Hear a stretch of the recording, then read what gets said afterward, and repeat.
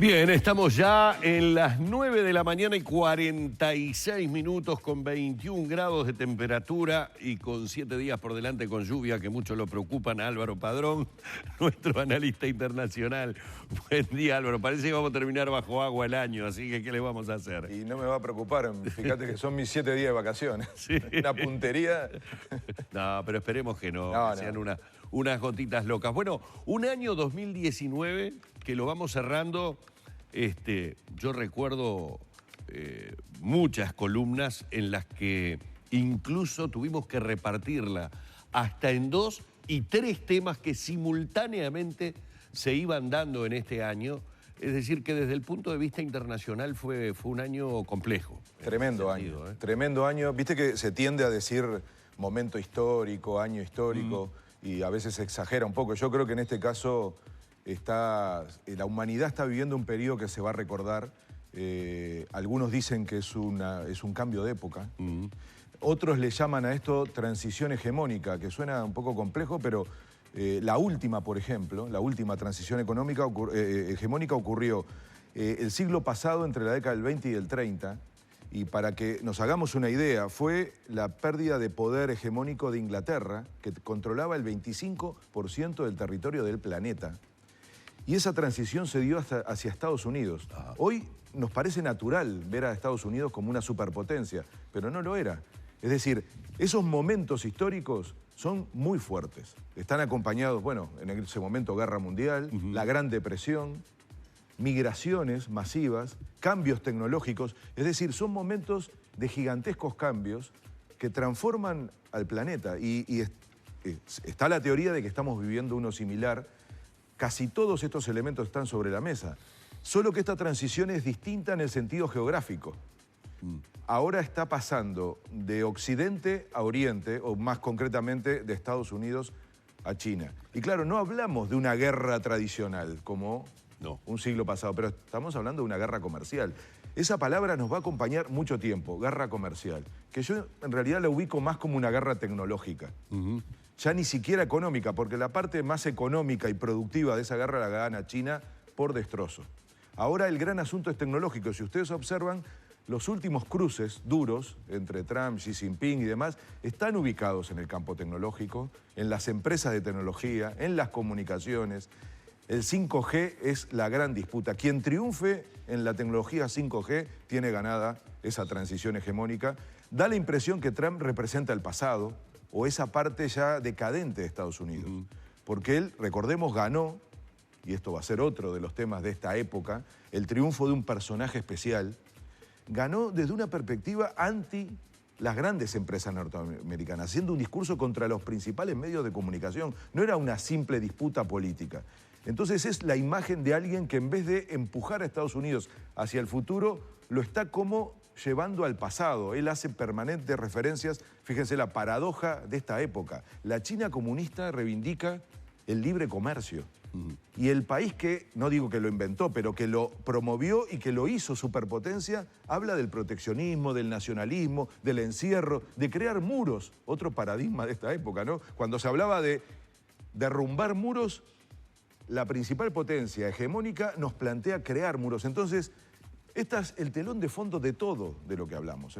No hay política internacional, aún en un país como el nuestro, que no esté referida en torno a ese cambio de época, a esa guerra, porque, por ejemplo, Uruguay también tiene que, en cada decisión, pensar con quién queda bien y con quién queda mal. Y esto, en el marco de una guerra, aunque, repito, no sea una guerra convencional, se mide. Entonces, principal socio comercial de Uruguay, China. Ya no es Estados Unidos. Sí. Un TLC con China, ¿se creen que es gratis en relación a Estados Unidos? Pero además Estados Unidos sigue siendo muy potente en nuestra región, porque, bueno, siempre se dijo, ¿no? El patio trasero de Estados Unidos, América Latina. En esta misma mesa tratamos el TIAR, ¿se acuerdan? El tratado que de alguna manera podía generar una intervención armada en Venezuela. Es el acuerdo que tiene Estados Unidos con toda América Latina, así como tiene la OTAN en el norte. Entonces, ese esquema, ese juego que tiene el planeta en términos geopolíticos nos envuelve a todos. Y durante mucho tiempo esta va a ser la pauta de este planeta. Por eso es tan inestable. Por eso esta situación, por eso vemos todo el tiempo la política internacional como un dolor de cabeza, como problema, el lentecimiento económico. Esta guerra produce un enlentecimiento económico. Y eso nos afecta a todos. Yo nombré Inglaterra recién, no puedo salir de esta lógica de la disputa entre China y Estados Unidos sin nombrar el Brexit. En dos sentidos. El Brexit como asunto político. Se metieron en un lío los ingleses que parece recién ahora van a resolver, entre comillas. Porque tiene Boris Johnson ahora, qué personaje, ¿no? Sí, otro más. Hablando de personajes. Tiene ahora la correlación de fuerzas a través de una elección para definitivamente abandonar la Unión Europea. Pero eso tampoco es gratis. Probablemente estemos frente a la disolución de Gran Bretaña, porque hay Escocia, Nueva Escocia, que dicen, no, nosotros nos vamos, nos queremos quedar en Europa, nos vamos de este acuerdo histórico que tienen esas islas. Entonces, pero además el Brexit inauguró algo que también va a ser recordado durante mucho tiempo, la idea de las sorpresas electorales. Nadie imaginaba, ninguna encuestadora, ninguna empresa importante, ningún político se había jugado en Inglaterra al triunfo del Brexit. Y sin embargo, la gente votó a favor de eso. Es el primer episodio de una sorpresa electoral. Pero cuando tú decías que Trump representa el pasado, ¿de alguna manera no hay un nuevo movimiento que reclama figuras como la de Trump? En Latinoamérica ocurre, ¿no? Esa crítica a la política tradicional, el que se presenta como el de afuera, el que critica al Parlamento, el que critica los sueldos del Parlamento, yo no preciso porque soy empresario. ¿No representa una nueva era en la política o por lo menos un nuevo sentir de grupos que en realidad también retrotraen a cosas de nacionalismo, ¿no? Ese es el punto. No tanto el hecho de que efectivamente aparece siempre un cuestionamiento a la política, a la democracia, y de alguna manera entonces esos outsiders o esos jugadores externos al sistema político se presentan, pero el tema es con qué agenda se presentan. Y esa es la parte que tiene que ver con el pasado. Es una agenda que le propone a la gente volver a tener lo que perdió. Y con ese esquema, con ese esquema ganó Trump. Algo parecido es el Brexit, en el sentido de decirle, volvamos a la Gran Bretaña, a la Inglaterra exitosa que no depende de Europa. Por eso también votan las generaciones se rompen en términos de votación. Los jóvenes, por ejemplo, en Gran Bretaña votaron, el 70% de los jóvenes votó por quedarse en Europa y el 70% de los mayores de 50 años por irse. Entonces, hay una agenda que es el pasado, que es prometerle, vamos a volver a vivir como vivíamos antes. En América Latina es un poco distinto, porque no tenemos un pasado que sea tan interesante para reivindicar. Entonces, pero este fenómeno de sectores muy conservadores, populistas... Pero a nivel populistas, doméstico ocurre, ¿no? Sí. Que antes se vivía mejor, que antes nos robaban menos... El discurso sí, pero en términos de la imagen en el norte, que es donde empezó, y empezó con el Brexit. Y por eso fue muy difícil, repito en esta idea, muy difícil de anticipar. Ahí empiezan las sorpresas. Después sigue Trump. Nadie decía que ganaba Trump las elecciones. Nadie. Después sigue Colombia, después sigue Bolsonaro. Es decir, ahí también se mezcla algo nuevo que con el tiempo terminaremos de ver hasta dónde llega, que es la intervención de la tecnología en las elecciones. La capacidad de, con recursos, con dinero, comprar a través del Big Data la información, bancos de datos para orientar una elección. Esto también es un tema de esta época. Hay que ver hasta dónde llega. Va cambiando, va mutando la plataforma. Ahora fue WhatsApp, sobre todo en Brasil, que fue el último episodio donde se vio una intervención masiva en una elección. Ya fue muy relativo en Argentina. En Uruguay también menor. Pero, digamos, este es otro tema de esta época que yo, insisto, tratemos de mirarlo como algo que no somos ajenos a eso. Este es el mundo que nos está tocando. Claro, la región, lo decías hace un rato, ¿no? Cada vez que usábamos una columna teníamos que tratar más de un tema. Estábamos. Y en el último periodo, los últimos meses, fue tremendo, sobre todo América Latina. Y yo quiero volver a la región porque es lo que tenemos más cercano, pero además porque efectivamente la región está en un proceso de transformación enorme. Venezuela nos ocupó, yo no sé cuántas veces vine a este programa a hablar de Venezuela. Yo le diría a eso la crisis eterna, porque muchas veces tuvimos la sensación de que había un desenlace. Y finalmente Venezuela sigue igual, y yo agrego peor. Porque esta especie de situación en donde Venezuela no está entrando en la agenda, no quiere decir que esté resolviéndose el problema. Venezuela tiene dos características. Quiere decir que aparecieron otros problemas, como Chile, como Bolivia. Que desplazaron en la agenda, pero hoy en Venezuela la gente vive peor que hace un mes, que hace un año, que hace 10 años. Por eso sigue siendo urgente una solución para allí. Claro, Venezuela tiene dos características: la crisis en sí y la utilización política de la crisis. ¿Por qué se habla tanto de Venezuela en varios países del mundo, sobre todo en América Latina? Porque conviene políticamente. ocurre en todas las elecciones, ¿eh? Se utiliza Venezuela como una referencia para debates electorales nacionales. En Uruguay empezó a ser así, sobre todo en la elección interna, por suerte luego se fue corriendo. Y la noticia de Uruguay con Venezuela fue más la cumbre de Montevideo, ¿se acuerdan? Fue una cumbre este año. Ahí se inauguró la idea del mecanismo de Montevideo con México. Luego un elemento bastante más concreto que fue el grupo de contacto internacional con la Unión Europea. Es decir, ojalá Venezuela tenga esa solución, la solución del diálogo, la solución sin intervención externa, la solución sin sangre y la solución con una elección que es lo único que va a resolver la estabilidad política institucional en Venezuela, una nueva elección. Pero está claro que todos los anuncios de Guaidó de que esto parecía que se resolvía en un acto y que había un proceso muy rápido y él iba a ser el hombre, todo eso ha dejado camino a una especie de estabilidad que, repito, no es una estabilidad en términos de lo que la gente le pasa. Pero ¿qué pasa? Efectivamente, Venezuela fue desplazada por una sucesión de hechos en América Latina que son impresionantes, ¿no? Que yo los ubico en dos grandes categorías que ya son tendencias confirmadas. Uno es el cambio de ciclo político. Hay que decir con claridad, América Latina, sobre todo con la elección de Uruguay y Bolivia, termina de demostrar que hay un cambio de ciclo político, que había empezado en Argentina. Fue el primer país que da vuelta y gana Macri en relación al kirchnerismo. Argentina es todo un capítulo, ¿no? Primero porque lo tenemos muy cerca, segundo porque es como una crisis gigantesca que hay que ver cómo se resuelve y que nos va a acompañar mucho tiempo, incluyendo el turismo, con un golpe muy duro. Pero Argentina fue el primer punto de ese cambio de ciclo político, que luego se confirmó en casi todos los casos. Y queda México como una especie de elemento contracorriente. Pero en el resto, claramente, Brasil, Chile, Bolivia, Uruguay, hay un cambio de ciclo político. Y tenemos una América Latina con gobiernos de derecha o de centro derecha. Y por lo tanto, la década progresista quedó ahora ubicada en el pasado, salvo, repito, México y esta reversión de Argentina que nos hace preguntar si los ciclos probablemente ahora no son más cortos.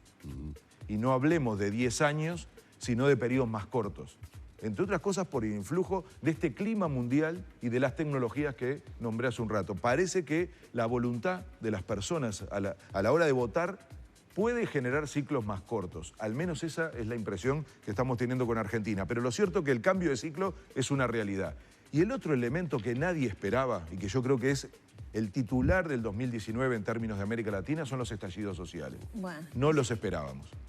Y sin embargo... en países como Chile, que bueno, si uno rascaba un poquito, se podía advertir de ciertas desigualdades e inconformidades de la población, pero probablemente no se esperaba que se resolvieran del modo que lo hicieron, ¿no? Y sin resolver, ¿eh? Hay que ver... Que se materializaran, exactamente, pero miren, en general se mira poco el caso de Nicaragua, que fue el primero. ¿Se acuerdan? Reforma de la seguridad social. Parecía que en Nicaragua no pasaba nada, ¿no? Que había como una especie de estabilidad. Basta un punto, y esto después se combina, o se repite en todos los países. Es un elemento que puede ser hasta menor. En el caso de Chile, el aumento del metro es ridículo en términos de número. Pero explota algo mucho más grande. Empezó en Nicaragua eso, con una iniciativa de reforma de la seguridad social. La sacaron de arriba de la mesa, igual no para. Sigue habiendo una situación de inestabilidad, sobre todo con un estallido social. Luego, bueno, Perú es un caso insólito, cae un presidente, queda un vicepresidente, se suicida un expresidente, se convocan elecciones parlamentarias porque se disuelve el Parlamento, viene Ecuador, recuerden, fue el primer caso que lo vimos muy cerca, el tema del aumento del precio del petróleo, tuvieron que tirar todas las medidas para atrás, y Chile, que es el paradigma en este sentido, porque todos creíamos que era un país con estabilidad económica, con estabilidad política, con estabilidad institucional, y se armó el paquete más grande de todos los que acabo de nombrar. Y sigue sin cerrarse. Piñera, un presidente casi hoy sin popularidad, sin capacidad de control, con un gran cuestionamiento internacional por el tema de derechos humanos y con la dificultad de mantener una agenda internacional que era muy importante para Chile. La COP, en aspectos incluso hasta digamos, iniciativas deportivas. Entonces, es muy fuerte este fenómeno, se observa en el mundo como un caso en donde todos están poniendo las barbas a remojo. Hay una urgencia, recién lo decías, entramos aparentemente en una etapa de ciclos más cortos, pero de ciclos más cortos con mayor impaciencia por parte de la gente. Por lo menos es lo que se puede traducir en estas movilizaciones sociales tan fuertes. Cualquier chispa hace que se encienda algo que en realidad venía desde antes, pero que ya no existe. Recordás que muchas veces hablamos en tu columna, Álvaro, de la luna de miel que existe en el nuevo gobernante. Me parece que las lunas de miel de los nuevos gobernantes son mucho más cortas y si las decisiones no conforman rápidamente, comienza a gestarse un caldo de cultivo que lleva a estas situaciones. Por lo menos es lo que se aprecia en nuestra región. Podríamos decir que incluso, curiosamente, de quien podíamos esperar esas movilizaciones o disconformidad por lo complejo que fue su proceso electoral y por quien emerge como el presidente que fue Bolsonaro, fue quien más tranquilo las ha llevado hasta el momento, incluso con Lula libre. Sí, sí. No, es muy bueno tu punto porque la pregunta de la paciencia es clave, ¿no? Aparentemente, porque en todos estos casos el protagonismo es popular, no es Totalmente organizado por nada raro, ni lo capitaliza un partido. Bueno, porque yo, mi pregunta que venía pensando es a quién le conviene y a quién no le convienen estas cosas y si detrás hay algo, ¿no? Porque se acusa la gente, se habla, ¿no? De que esto es organizado por tal, de que es acicatado por cual. No, pero Lorena, no. Todas esas especies de elucubraciones, de conspiración y demás, fueron absolutamente desmentidas por la realidad. Piñera intentó explicar esto como una cosa que había atrás y pensar que hoy Venezuela, Maduro, puede organizar algo que no sea tratar de mantener el poder en su país. O sea, es delirante. Y de hecho tuvo luego que desdecirse porque claramente el protagonismo de la gente fue ¿quién va a organizar millones de personas en un país? Bueno, una locura. Lo que hay detrás de esto se llama desigualdad. Lo que la gente no tolera más es la desigualdad, que no es lo mismo que la pobreza. América Latina no es el continente más pobre, es el continente más desigual. Y el caso chileno por eso es paradigmático, porque en otros países hay muchos problemas de pobreza. Lo que hay en Chile es desigualdad. Hay gente con muchísima plata que le va muy bien y a la mayoría le va mal. Entonces, esa comparación es lo que hizo estallar y lo que hizo terminar la paciencia de la gente. Y efectivamente, las lunas de miel son cada vez más cortas. Gran tema para el gobierno de Argentina. Sí, yo te lo iba a decir, porque para nombraste Fernández, a Bolsonaro y a Brasil, que parece no tener ese estallido social, aunque recordemos que el inicio de la crisis de Dilma es con un estallido social, que tiene que ver con el transporte, que tiene que ver con el contraste del Mundial y las Olimpiadas. Todo el tema del Mundial con las movilizaciones, entendiendo que era un gasto que Brasil no podía encarar, o mejor dicho, que había otras necesidades y otras urgencias. Entonces hay algo de eso. Donde no lo hubo es en Argentina, es muy interesante, porque Argentina está acostumbrada a los estallidos sociales. Sin embargo, parece que la política y las elecciones contuvieron esa realidad. Y la gente con indicadores increíbles, 41% de pobreza, lo que está pasando en Argentina es increíble, y la gente lo canalizó por el lado del voto y la democracia. La pregunta es cuánto dura esa paciencia en Argentina, porque la resolución de los temas en Argentina va a llevar mucho tiempo. Y es un país, yo siempre digo, es el país que más nos importa a nosotros en materia de política internacional. Entonces, esta característica de estallidos sociales es una novedad, que incluso se empieza a estudiar en la academia, sobre todo en el norte, diciendo qué pasa en América Latina y cuánto de eso puede venir también para el norte, porque la desigualdad es algo que crece en el planeta. Es un problema que está en todos lados. Ustedes observen las movilizaciones en Francia. No estaban acostumbrados los europeos a la desigualdad y ahora la tienen. Y probablemente parte del crecimiento de la ultraderecha en España, Vox en España, en Europa, en Alemania, partidos nazis que hace 10 años no podíamos creer que existieran, en Italia. Entonces, todo eso tiene mucho que ver con este aspecto de la desigualdad. Yo creo que un cable a tierra con Uruguay es evidente, ¿no? Somos raros, somos la excepción. Hay estabilidad económica, estabilidad política, estabilidad institucional, estabilidad social.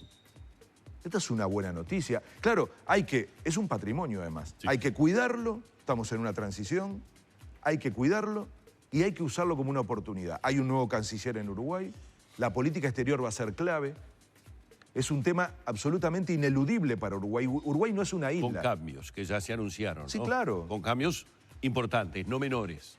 Habrá que ver de qué manera se trabajan, porque siempre a nivel diplomático uno puede expresar una cosa, ¿verdad? Pero ha habido una gran insistencia de parte de todos los actores políticos de decir nosotros tenemos que estar bien con todos. Somos muy pequeños como para andar peleándonos y estableciendo, pero uno ve ciertas posiciones que dice, bueno, con todo no vamos a poder estar bien. No, claro, y Uruguay además no puede definir solo las cosas. ni por su tamaño económico, ni por su tamaño físico de cantidad de habitantes, mucho menos por aspectos militares. Por lo tanto, nosotros somos tomadores de decisiones de otros. Ahí vuelve a ser el Mercosur un escenario importante. Muy defenestrado, muy cuestionado, pero nadie... A ver, se cierra la CELAC de América completa, sin Estados Unidos y sin Canadá, que fue la iniciativa que se tomó en la década progresista. Desaparece la UNASUR, pero al Mercosur nadie lo termina de desenchufar. Sí, la pregunta es, ¿qué Mercosur viene? Claro. ¿Y qué Mercosur es posible entre Brasil y Argentina? Que a nosotros nos tiene que importar mucho que Argentina y Brasil se lleven bien. Es muy importante para Uruguay. Nos tiene que interesar mucho que a Brasil le vaya bien y a Argentina también. Por los pueblos de esos países, que ya alcanzaría como argumento, pero también por los intereses nuestros. Entonces, el papel de Uruguay en la región va a ser muy importante, como papel moderador, como un país que es creíble. La capacidad de convocar eventos en Uruguay, esto se subestima mucho. Pero miren que es muy importante en términos laborales, en términos de imagen país. Hoy Uruguay es muy reconocido internacionalmente. Lean titulares del New York Times. No es un problema del ego uruguayo. Hay una referencia permanente que hay que saber utilizar. Para lo cual tenemos que tener capacidad interna de diálogo político y social. La política internacional necesita estabilidad y necesita de diálogos políticos y sociales para poder aprovecharla en términos nacionales. Nos va a seguir acompañando mucho tiempo la política internacional y yo creo que en el buen sentido, si somos capaces las y los uruguayos de aprovecharla. Auspicioso 2020 el que tenemos. Después de la noticia de ustedes, yo decía, bueno, tengo que decir algo que levante un poquito Nos quedó el el tintero ánimo. del tema Bolivia, ¿no? Sí. Sí. Ya va a meritar más análisis durante el verano. Otro tema que está pendiente de resolución y que va a ser durante el verano, igual que el juicio político de Trump, que siempre lo nombramos como un asunto. Está claro que no va a pasar. Pero genera mucho Va a generar ruido. Y son dos temas que van a ocurrir en el verano, la solución política en Bolivia y el juicio político de Trump.